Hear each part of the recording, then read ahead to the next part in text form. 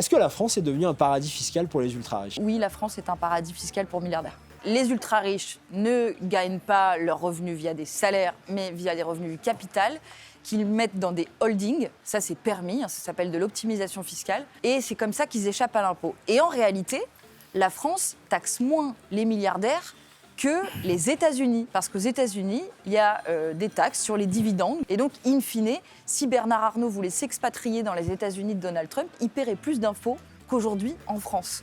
C'est ce que nous explique Gabriel Zucman et c'est la raison pour laquelle on soutient la proposition de loi qu'il a inspirée pour imposer une taxation minimale des ultra-riches à hauteur de 2% de ce qu'ils possèdent par an. Et pourquoi 2%, c'est pas beaucoup ? Parce que sur les 40 dernières années, la rentabilité du capital de ces ultra-riches, c'est 7% par an. Donc quand on leur prend 2%, c'est moins que ce qu'ils gagnent en rentabilité par an. Mais ça permettrait de faire rentrer dans les caisses de l'État 20 milliards chaque année.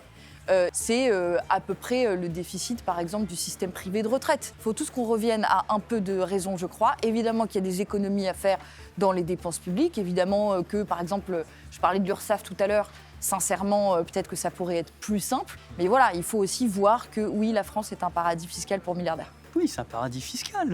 J'ai montré tout à l'heure que leur taux total d'imposition était quasiment de 20 points inférieur aux classes moyennes. Donc, quand sur tous les impôts, vous payez que moins de 30% de votre revenu alors que vous gagnez 1000 SMIC, il y a un petit sujet quand même.